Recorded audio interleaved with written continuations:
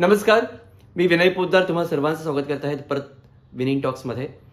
गणेश चतुर्थी काल झाली आणि त्याच्यानंतरचा सेकंड दिवस म्हणजे दुसरा दिवस अर्थातच ऋषी पंचमी, शुक्ल पंचमी.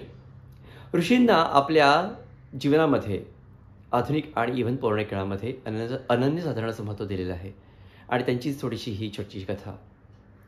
आजचा दिवस म्हणजे सप्तऋषींचं स्मरण करायचं, त्यांची पूजा करायची. आख्यायिका अशी होती की मासिक धर्माच्या काळामध्ये एका पत्नीने आपल्या पतीस जेवण करून दिलं होतं तिच्या मुलीमार्फत आणि त्यावेळेला ती अशुद्ध मानलं गेलं आणि ह्यावरती उपाय म्हणून तिला ऋषींची पूजा करण्यास सांगितलं, कारण तिची आई कीटकयोनीमध्ये गेली होती. अर्थात तिने पूजा केली आणि तिची आई ही कीटकयोनीतनं बाहेर आली. परंतु नंतर आपल्या शरीराच्या पावित्र्यकरता, स्वच्छतेकरता म्हणून ही ऋषी पंचमी साजरी केली जाते. आता ह्याच्या मागचं महत्त्व काय आहे?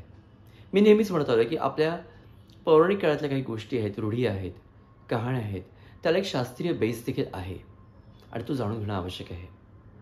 पावसांच्या आणि पावसाळ्यानंतरच्या दिवसामध्ये हवामान एवढं बदललं असतं की आपल्या पचनसंस्थेमध्ये परिणाम होतो.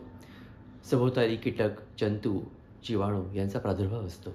त्यामुळे यावेळेला आपल्या शरीराला आणि विशिष्ट स्त्रियांना त्यांच्या शरीराला थोडीशी विश्रांती देणं आवश्यक असतं आणि म्हणून हा उपवास. त्या उपवासाला केलं का जातं?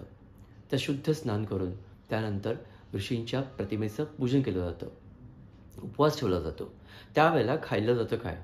तर अरणी जे आहे ज्याच्यामध्ये फळं आणि धान्य, कंद यांचा समावेश केला जातो. शक्यतो उकडलेल्या प्रकारची भाजी केली जाते, पण ऋषी पंचमीची भाजी असते त्याला एक वेगळीच चव त्या दिवशी लागते आणि म्हणून तो सण मलाही आवडतो, कारण ती भाजी एक अत्यंत उत्कृष्ट असते. आता हे सप्तऋषी कोण? तर कश्यप, अत्री, भारद्वाज, विश्वामित्र, गौतम, जमदग्नी आणि वसिष्ठ. त्यांची पूजा केल्यामुळे आपल्याला धार्मिक असं स्थैर्य निर्माण होतं.